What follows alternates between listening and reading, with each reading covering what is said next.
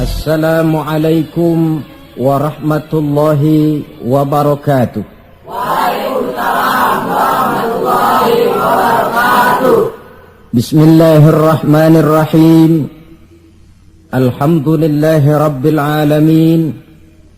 Wassalatu wassalamu ala ashrafil anbiya'i wal mursalin, Sayyidina wa maulana Muhammadin wa ala alihi wa ashabihil mujahidin at-tahirin, amma ba'du. Bapak-bapak, ibu-ibu, saudara-saudara kaum muslimin yang berbahagia, sudah bukan merupakan rahasia lagi bahwa kemajuan ilmu pengetahuan dan teknologi modern telah mengantarkan masyarakat manusia kepada menikmati satu bentuk kehidupan yang lebih mudah dan lebih dekat dengan apa yang mereka harapkan.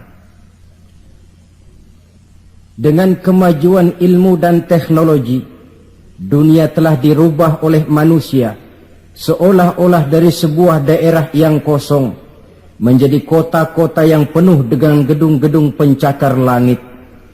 Apa yang bagi manusia yang hidup di masa lampau hanya ada dalam idealisme mereka, sekarang ini sudah bukan merupakan rahasia lagi. Orang telah bertandang ke bulan, dan mungkin dalam beberapa tahun yang akan datang mereka akan mendarat pula di planet-planet lainnya. Kekurangan tanah pertanian bisa diatasi dengan merubah gurun pasir yang gersang dan tandus menjadi areal pertanian yang subur. Hujan lokal dapat dibuat. Kekurangan air bisa diatasi dengan penyulingan air laut melalui proses kimiawi. Penyakit-penyakit akan berkurang dan hidup makin dekat kepada apa yang diharapkan. Pertanyaan yang paling mendasar ialah, sudah sampaikah manusia kepada kebahagiaan? Adalah benar, dengan kemajuan ilmu dan teknologinya, manusia mencoba menyingkap tabir rahasia alam ini. Namun tiap kali tabir rahasia itu terbuka, terbentuk pula misteri-misteri baru yang memerlukan jawabannya.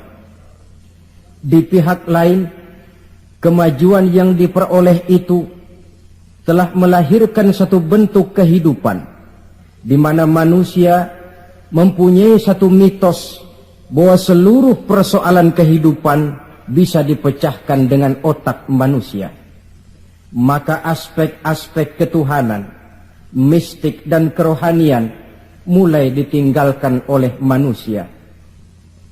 Saudara-saudara kaum muslimin yang berbahagia, maka sebagai efek dari kemajuan ilmu dan teknologi itu, kita melihat lahirnya kelompok-kelompok manusia yang otaknya penuh berisi ilmu pengetahuan modern, tapi jiwanya kosong dan hampa, merasa tidak puas dengan ini dan itu, walaupun hidup sudah serba ada dan serba cukup. Akibat lainnya ialah kerusakan terhadap alam. Kita maklum, manusia memulai orientasinya dengan tunduk kepada alam. Pada proses selanjutnya, manusia mulai mengadakan adaptasi, penyesuaian diri dengan alam. Dan selanjutnya, manusia mulai mengadakan eksplorasi, penundukan kepada alam, memanfaatkan alam untuk menunjang kebahagiaan yang mereka dambakan. Akibatnya, penggunaan sumber daya alam yang melampaui batas sering merusak alam itu sendiri. Kita ambil satu contoh misalnya. Akibat meningkatnya penggunaan bahan bakar dan penggunaan bahan kimia, maka terjadilah pencemaran udara. Yang ini akan menyebabkan terjadinya hujan asam, yang menyebabkan matinya plankton dan organisme akuatis air. Di sisi lain kita melihat akibat percobaan-percobaan nuklir misalnya, yaitu rusaknya lapisan ozon di atmosfer, yang akan menghilangkan perlindungan makhluk hidup terhadap sinar ultraviolet dari matahari, yang pada gilirannya ini akan menaikkan frekuensi daripada penyakit kanker. Ketidakseimbangan alam sering timbul sebagai dampak dari penggunaan sumber daya alam yang berlebihan. Akibatnya akan kembali kepada manusia itu sendiri. Alam memang tidak selalu ramah, memberikan begitu saja apa yang dibutuhkan oleh manusia. Tetapi alam juga bisa kejam kalau sumber daya yang dimilikinya dikuras secara berlebihan tanpa memperhatikan keseimbangan yang ada di dalamnya. Oleh karena itu, marilah kita mencoba melihat gejala-gejala alam yang sering kita dapati di dalam kehidupan ini. Alam merupakan ayat Allah, ayat yang tercipta oleh Allah. Manusia memang diperintahkan untuk memanfaatkan apa yang bisa dimanfaatkan dari alam ini, tetapi dengan tetap menjaga keseimbangan yang tidak akan menimbulkan dampak negatif bagi kehidupan manusia itu sendiri. Gejala alam sering tidak bisa dianalisa, tidak bisa dideteksi oleh kemajuan teknologi yang serba canggih ini. Bulan-bulan terakhir ini, gejala-gejala alam ini sering menimbulkan hal-hal yang lazimnya kita namakan dengan musibah. Gempa bumi di Tarutung yang belum selesai itu diatasi, menyusul dengan tanah longsor di Padang Panjang. Belum selesai tanah longsor diatasi orang, Bengkulu dihantam banjir, puluhan jiwa hanyut tanpa nyawa. Belum lagi bencana alam ini selesai, kebakaran pun timbul di mana-mana. Gejala apa semua ini?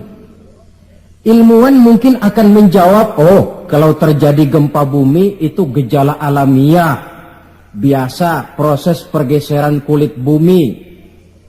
Kalau ada tanah longsor, oh, itu karena memang karakter tanahnya yang labil. Salah manusia kenapa tinggal di situ? Mungkin merupakan gejala alamiah, kata para ilmuwan. Mungkin proses pergeseran kulit bumi, kata ahli geologi.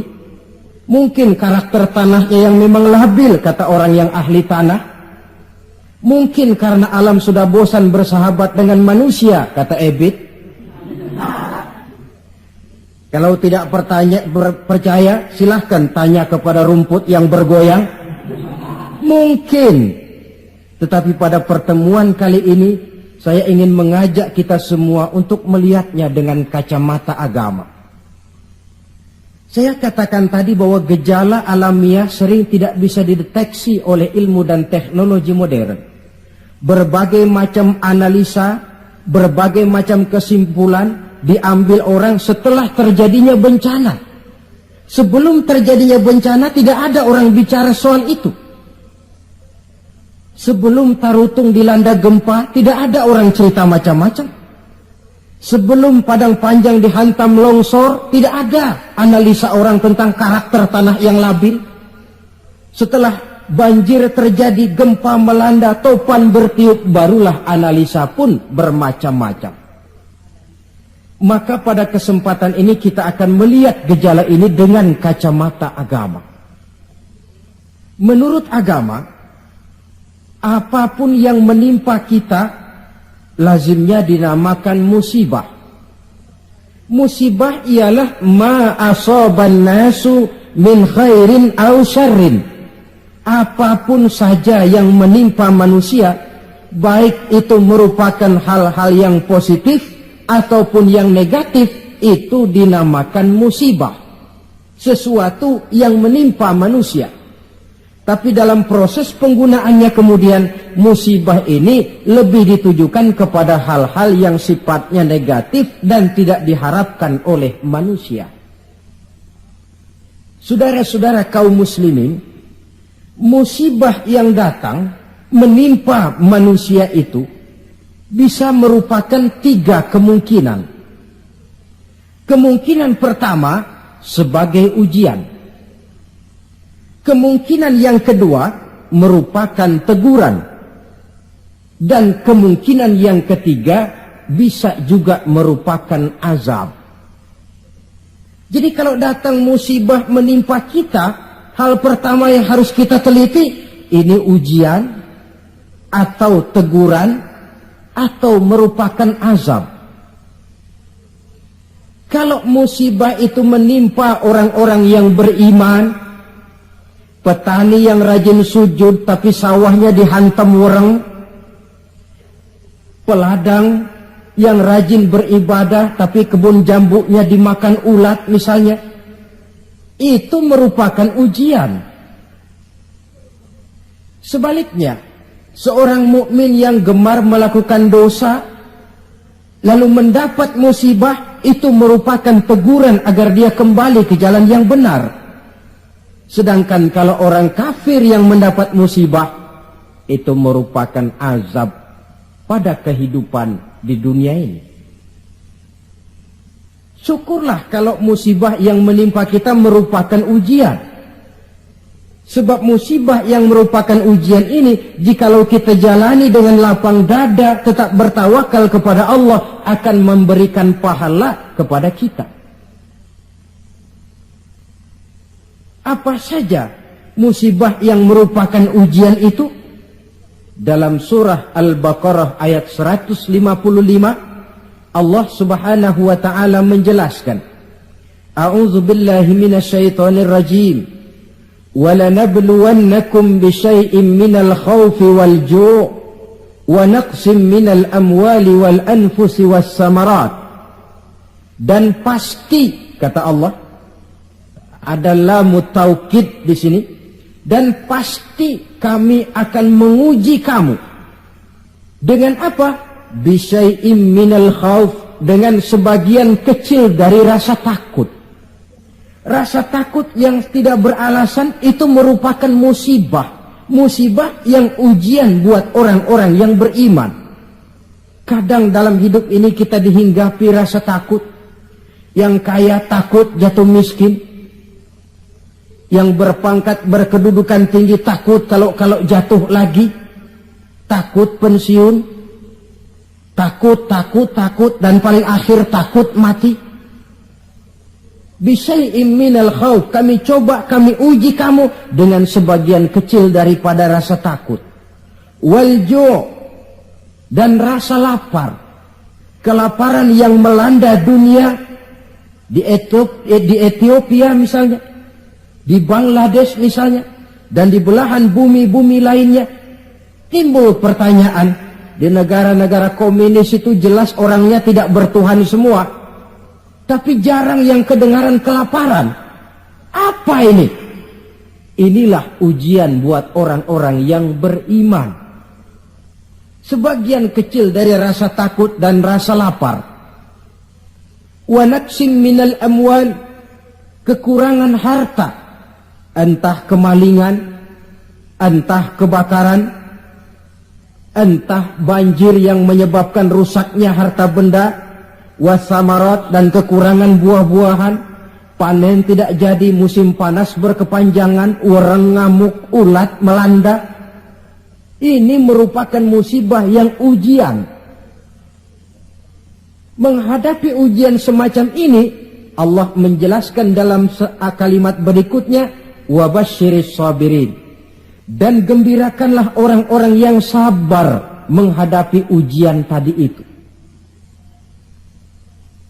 Siapa sih orang yang sabar itu? Dalam pengertian sehari-hari, maaf ya, kita sering salah kaprah dengan sabar ini. Menurut kita yang namanya sabar itu orang yang diem, ayem, nggelenggem, gak macem-macem, itu kita sebut sabar. Sudah ketahuan gak salah apa-apa, kepalanya ditampar orang, kelepak, diem aja. Temennya bilang, sampean gak salah ditampar kok diem. Saya lagi sabar. Oh, saya kira sabar yang begini ini sabar yang salah pasang. Siapa sih orang yang sabar ini? ayat selanjutnya menjelaskan, ini yang disebut tafsirul ayat bil ayat. Ayat mentafsirkan ayat. Siapa orang yang sabar itu? Alladzina iza asabathum musibah qalu inna lillahi wa inna ilaihi raji'un. Orang yang sabar ialah orang yang kalau mereka kena musibah, mendapat kesulitan, kesukaran, mereka sadar kembali kepada prinsip inna lillahi wa inna ilaihi raji'un. Sesungguhnya kami berasal dari Allah dan sesungguhnya kami akan kembali kepada Allah. Bukan ucapannya, tapi penghayatannya yang terpenting dalam kehidupan. Kalau ini yang jadi basis kehidupan, rasa takut tidak perlu ada dalam hidup ini.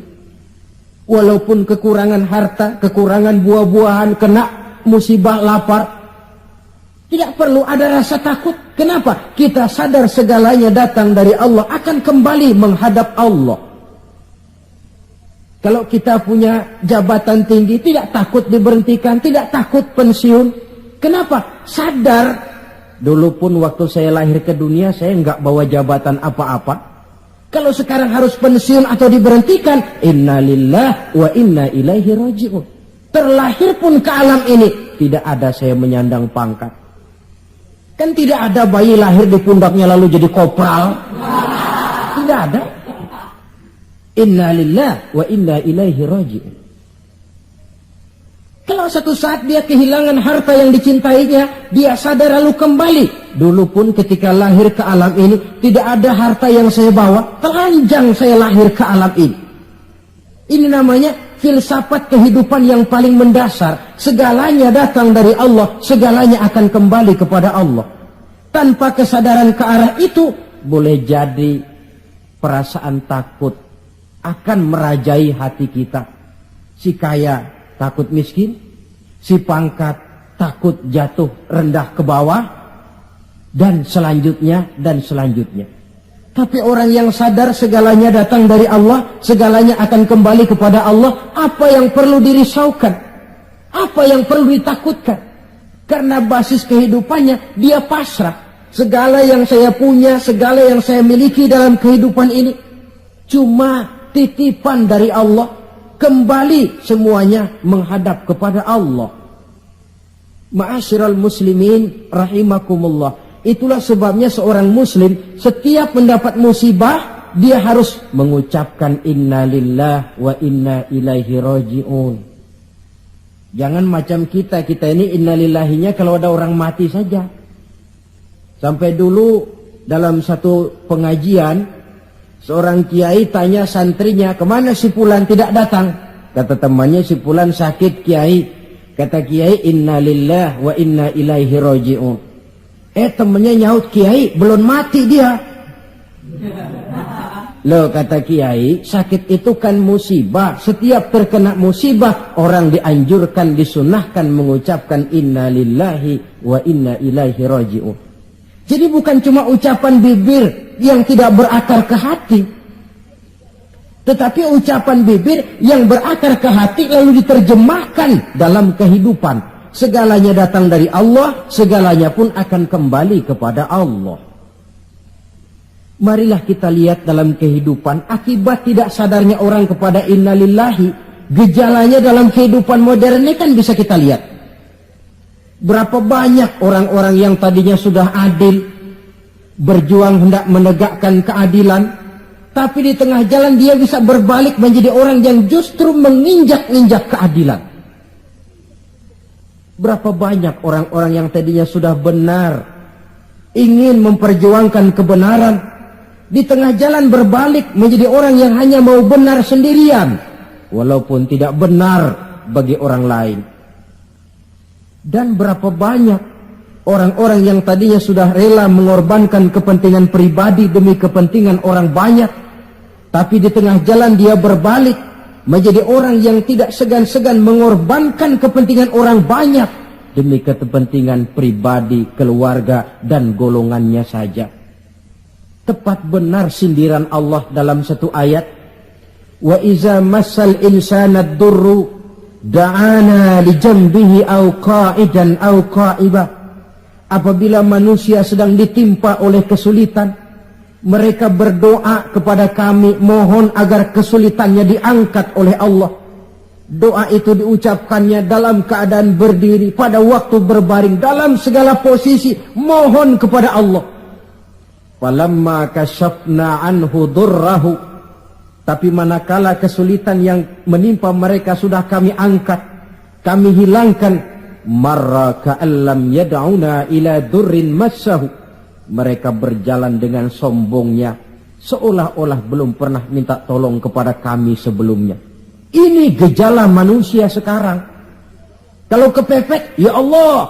Dihantam banjir, Allah. Ada kebakaran, Allah. Kena bumi gempa, Allah. Dalam keadaan normal, Allah pun dicampakkan dalam kehidupannya. Na'udzubillah, tsumma na'udzubillah. Saudara-saudara kaum muslimin yang berbahagia, di zaman Rasulullah sallallahu alaihi wasallam ada seorang sahabat bernama Sa'labah bin Hatib al-Ansari. Dia orang miskin, tetapi kemiskinannya tidak menghalangi ibadahnya kepada Allah. Salat jamaah tidak pernah ditinggal. Di mana ada Rasul, di situ ada Sa'labah. Cuma Sa'labah ini model. Tiap selesai salat langsung pulang. Tidak wirid, tidak zikir, tidak doa. Jadi kalau sahabat yang lain selesai sholat, Allahumma antas salam, ini Sa'labah malah Allahumma lantas jalan. Tiap selesai sholat. Sampai satu hari baginda Rasul bertanya, "Hei Sa'labah," "Labaik ya Rasulullah." "Kau ini macam orang munafik saja. Apa tidak penting wirid, zikir dan doa? Apa tidak betah kau di masjid?" Sebab orang mukmin di masjid seperti ikan di air. Orang munafik di masjid seperti burung dalam sangkar. Ada enggak burung yang betah di kurungan? Enggak ada, keleperan mau keluar saja. Itu orang munafik di masjid. Panas enggak kerasan. Orang mukmin di masjid seperti ikan dalam air. Apa ada ikan yang enggak betah di air? Ada. Ikan mau mati. Ya kalau ikan sudah enggak betah di air kan ikan mau mati namanya. Kalau orang mukmin sudah enggak kerasan di masjid, jiwanya sudah mau mati itu. Kau ini macam orang munafik saja Sa'labah. Maafkan saya ya Rasulullah. Kenapa? Saya bukan tidak betah di masjid. Lalu bukan pula menganggap doa, wirid dan zikir itu tidak penting. Lalu apa pasalnya? Saya ini orang miskin ya Rasulullah. Saya punya kain satu-satunya, berdua sama istri saya. Jadi waktu saya sholat di maghrib di masjid, istri saya di rumah nungguin giliran kain. Maka saya cepat-cepat pulang, aplusan kain. Oh ini kan kere ini. Oh begitu ya. Lalu gimana? Sekarang gini saja ya Rasul. Ini sudah kadang ditanya. Kemarin-marin saya mau minta sendiri, malu. Ini sudah kadang ditanya lah saya berani. Gimana? Tuankan Rasul. Lalu namanya Rasul kan doanya jarang meleset. Jadi tolonglah doakan kepada Allah supaya saya jadi orang kaya. Kalau saya kaya ya Rasul, saya punya kain sendiri, istri punya kain sendiri, asyik saya ibadah, saya akan wirid, saya akan zikir, saya akan tenang di masjid. Biasa, omongan orang belum punya duit. Itu selalu begitu. Sa'labah, kata Rasul, labaik ya Rasulullah. Qalilun tuaddi syukrahu khairun min kasirin la tutiquhu. Sedikit kamu syukuri itu lebih baik daripada banyak tapi kau tidak kuat bawanya. Sedikit kamu syukuri nanti Allah tambah ketimbang banyak tapi kau tidak kuat membawanya, apa gunanya? Kalau memang cuma gelas secangkir, dituangi air 1 ember pun lebihnya akan jadi mubazir. Tahu dirilah kita. Begitu ya? Oh ya sudah kalau begitu. Pulang Sa'labah. Besoknya bertemu lagi dengan Rasul. Bagaimana Sa'labah? Sudah ya Rasul. Sudah apa? Sudah saya pikir-pikir. Lalu? Ya syukur sih syukur. Cuma saja kalau kain 1 berdua rasa-rasanya repot juga awak nih nak bersyukur. Jadi bagaimana? Sudahlah ya Rasul, doakan saja saya jadi orang kaya lah. Sa'labah, saya ya Rasul. Kau ini kan orang Islam toh? Iya. Nah, orang Islam itu yang jadi contoh siapa? Tuan ya Rasulullah. Betul? Betul. Kau lihat saya kaya enggak? Enggak. Kenapa minta kaya? Iya ya, iya, pulang. 2 kali knock out. Hari ketiga datang lagi dia ke masjid nekat. Ya Rasulullah, gimana Sa'labah? La in atani Allahu min fadlihi la usaddiqanna wa la akunanna minas salihin. Kalau Allah memberikan rezeki kepada saya, kalau saya jadi orang kaya ya Rasul, pokoknya saya akan jadi orang soleh, tekun ibadah. Wala a'ti kulladzi haqqin haqqah. Akan saya berikan tiap orang haknya. Pokoknya kalau saya kaya, sip dah. Omongan orang belum kaya memang begitu. Saudara-saudara, kata Rasul, Sa'labah yang benar. Benar. Yakin? Yakin. Janji ya? Janji. Mari saya baiat. Selesai baiat didoakan oleh baginda Rasul, Allahumma rzuq Sa'labah, ya Allah berikan rezeki kepada Sa'labah. Selesai didoakan, Sa'labah dihadiahkan seekor kambing oleh baginda Rasul. Kambing perempuan, sedang hamil, malah nggak ada suaminya lagi. Ya nggak apa-apa kambing. Saya ini cerita kambing. Kambingnya hamil nggak ada suaminya. Kambing. Yang orang jangan tersinggung loh. Saya ngomong kambing. Sa'labah, kau bawa pulang kambing ini, kau pelihara, mudah-mudahan membawa berkah. Baik ya Rasul. Dibawa pulangnya kambing itu, dirawatnya baik-baik. Lalu lahiran kambing itu, 1 jadi 2, 2 jadi 3, 3 lahir lagi jadi 5, 5 jadi 7, 7 jadi 10, 10 jadi 15. Makin lama makin banyak kambingnya, makin sibuk. Datang sholat mulai terlambat.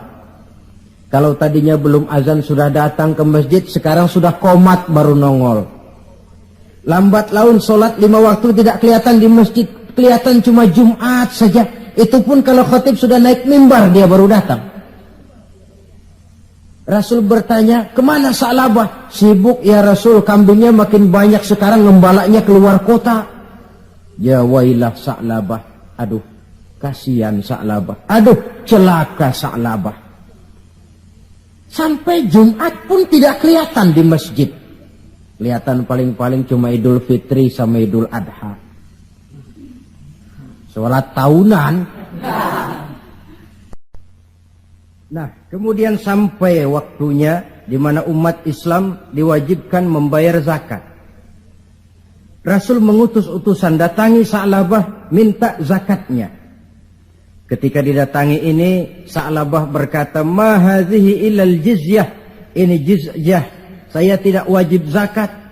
2 kali sampai 3 kali dia tidak mau bayar zakatnya. Kata Rasul, cukup, jangan didatangi lagi. Kemudian turunlah ayat, wa minhum man ahadallaha la in atani Allahu min fadlihi la usaddiqanna wa la akunanna minas salihin. Di antara mereka ada yang berjanji kepada Allah, kalau diberikan rezeki akan bersedekah dan akan jadi orang baik-baik. Tapi setelah diberikan rezeki mereka berpaling dan lupa dengan janjinya. Ayat ini disampaikan orang kepada Sa'labah. Sa'labah baru saja turun ayat bunyinya begini-begini. Rasanya ayatnya nyindir sampean ini. Ah, enggak ah. Habis siapa lagi yang punya mental macam ini? Dia sadar, cepat-cepat dia datang menghadap baginda Nabi, hendak bayar zakat. Kata Rasul, cukup Sa'labah. 3 kali utusanku datang, kau tidak mau bayar, sekarang bawa pulang lagi. Sampai Rasul wafat. Akhirnya Sa'labah mengalami kebangkrutan di zaman Sayyidina Utsman bin Affan. Tengoklah riwayat Sa'labah ini. Ketika diuji dengan kemiskinan, dia lulus. Rajin ibadah, dekat dengan Rasul. Tapi ketika diuji dengan kekayaan, dia lupa diri dan jatuh menjadi orang yang bakhil. Saudara-saudara, itulah sebabnya kita berharap mudah-mudahan bencana yang menimpa bangsa kita akhir-akhir ini, entah itu merupakan gempa di Tarutung, tanah longsor di Padang Panjang, banjir di Bengkulu, kebakaran di Pasar Mercu Buana, Medan, kebakaran di Pasar Anyar Bogor, kita berharap itu merupakan ujian saja. Ujian yang harus kita terima dengan sikap mental inna lillah wa inna ilaihi raji'un. Segalanya datang dari Allah, kembali kepada Allah. Lalu apa manusia ini? La haula wa la quwata illa billahil aliyyil azim. Nah, ini musibah pertama. Musibah merupakan ujian. Yang kedua, ada musibah itu yang merupakan teguran dari Allah. Bukan ujian, tapi teguran. Wong namanya ditegur, tentu karena orang lalai, lupa diri, lengah, sehingga perlu ditegur. Dalam surah Ar-Rum ayat 41, Allah menjelaskan, Zaharul fasadu fil barri wal bahri bima kasabat aydin nas. Telah bertebaran kerusakan di daratan dan di lautan dari sebab ulah tangan-tangan manusia. Liyuziqahum ba'dallazi 'amilu la'allahum yarji'un. Agar Allah memberikan kepada mereka sebagian daripada balasan akibat ulah tangan mereka sendiri. Mudah-mudahan dengan balasan dan teguran-teguran ini mereka kembali sadar, ingat diri dan bertaubat kepada Allah Subhanahu wa ta'ala. Telah bertebaran kerusakan di daratan dan di lautan dari sebab ulah tingkah pola tangan manusia. Di awal tadi sudah saya coba jelaskan sepintas. Kemajuan ilmu dan teknologi modern ternyata tidak selamanya punya dampak positif. Juga dia punya dampak negatif yang berakibat kepada kehidupan manusia sendiri. Satu contoh misalnya. Sekarang ini kan orang mulai membuat apa yang disebut dengan rumah kaca. Kalau saudara berjalan melihat bangunan-bangunan tinggi, kan sudah ada yang seolah-olah semuanya ditutup dengan kaca. Memang di lain pihak akan mengurangi penggunaan sumber daya alam yang baku, tapi di lain pihak rumah kaca ini akan menaikkan suhu udara. Akibatnya permukaan air laut akan naik karena mengembangnya air laut. Dan jangka panjangnya melelehnya es di kutub. Akibatnya kota-kota yang berada di pantai-pantai yang rendah banyak mengalami erosi dan pencemaran air. Misalnya Jakarta, Bangkok, New York. Tahu New York? Pernah ke New York? Ke New York belum pernah? Sama.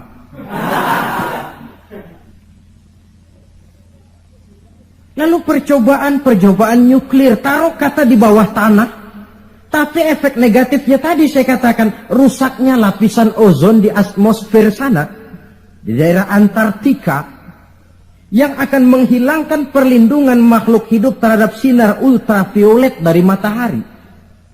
Akibatnya frekuensi penyakit kanker makin meningkat. Keperluan akan bahan bakar menyebabkan manusia menebangi hutan semrawut. Erosi timbul. banjir melanda. Di lain pihak gurun-gurun Sahara makin meluas. Sedangkan dunia, bumi yang kita tinggali ini bukan satu wujud yang tanpa batas. Bertebaran kerusakan di daratan dan di lautan akibat ulah tangan-tangan manusia sendiri. Kemajuan ilmu dan teknologi modern yang mengabaikan proses keseimbangan alam. Sunnatullah kata kita orang beragama. Hukum alam kata orang sekuler. Natural of law katanya, bahasa kerennya. Akibatnya manusia sendiri yang merasakannya. Maka musibah-musibah yang datang ini teguran. Manusia, jangan terlalu mengeruk sumber daya alam. Hai manusia, sadar bahwa kemampuanmu terbatas. Hai manusia, ilmu dan teknologi itu merupakan sedikit sekali dari ilmunya Allah. Tidak wajar lalu meloncat menjadi angkuh dan sombong karena temuan-temuan yang didapatinya di dalam penelaahan ilmiahnya. Ini bencana musibah yang merupakan teguran. Atau di dalam satu masyarakat yang maksiatnya merajalela. Yang ma'ruf jalan, tapi yang munkar juga jalan. Artinya 50-50. Majelis taklim ramai, majelis judi pun makmur. Pondok pesantren hidup, tapi juga tempat-tempat maksiat berjalan. Keseimbangan ini memerlukan teguran. Dan teguran itu sesungguhnya tidak hanya dalam bentuk bencana alam, tapi juga secara pribadi yang ada dalam diri kita. Kalau kulit mulai keriput, teguran itu, awas kereta mau berangkat. Jangan tua-tua keladi nak, makin tua makin menjadi. Sadarlah diri. Kalau uban sudah bertabur, kalau pandangan sudah lamur, kalau pendengaran sudah kabur, kalau makan pun cuma kuat makan bubur, tandalah tuh sudah dekat ke lubang. Awas kereta mau berangkat. Teguran yang datang menimpa diri dalam bentuk yang luas, yang merupakan bencana alam, musibah dan sebagainya. Ini bentuk yang kedua, bencana merupakan teguran. Bentuk yang ketiga, ada bencana itu, musibah itu yang merupakan azab dari Allah. Dalam surah Ali Imran ayat 112 Allah Subhanahu wa taala menjelaskan, "Duribat 'alaihimudz zillatu aynama thuqifu." Dimanapun mereka berada, mereka akan ditimpa oleh kehinaan. Illa bihablim minallah wa hablim minan nas, kecuali mereka yang teguh berpegang dengan tali Allah, agama ini, wa hablim minan nas, dan tali hidup bermasyarakat. Wa ba'u bighadabim minallah, mereka akan mendapat murka dari Allah. Wa duribat alaihimul maskana, juga ditimpakan kehinaan dan kerendahan kepada mereka. Apa penyebabnya? Dzalika biannahum kanu yakfuruna biayatillah wa yaqtuluna al-anbiya'a bighairi haqq. Dzalika bima 'asaw wa kanu ya'tadun. Ada 4 penyebabnya menurut Ali Imran ayat 112 ini. Kenapa ditimpakan kehinaan, kerendahan? Lahir di tengah negara Katulistiwa, bagaikan jamrut mutiara, daerahnya subur makmur, hijau ranau, gemah ripah loh jenawi. Tapi kadang-kadang tertimpa kelaparan, tertimpa ketakutan. Apa penyebabnya? 4 penyebab utama. Pertama, yakfuruna bi ayatillah. Mereka ingkar dengan ayat-ayat Allah. Baik ayat yang terucap oleh Allah yang kita namakan wahyu, Al-Quran, atau ayat yang tercipta oleh Allah, alam ini. mereka ingkar, mereka ambil manfaat dari alam, mereka kuras alam, tapi mereka tidak pernah syukur kepada Sang Pencipta alam. Kalau bahasa kasarnya kira-kira Tuhan kan jengkel. Bumi gue aja lu manfaatin gue nya, lu gak mau sembah. Ingkar, kafir kepada ayat Allah. Itu yang mendatangkan musibah. Dijelaskan dalam An-Nahl 112. Wa daraballahu mathalan qaryatan kanat aminatan mutmainnah. Allah memberikan satu contoh tentang kampung, kota, negara yang aman, tenang, tentram, damai.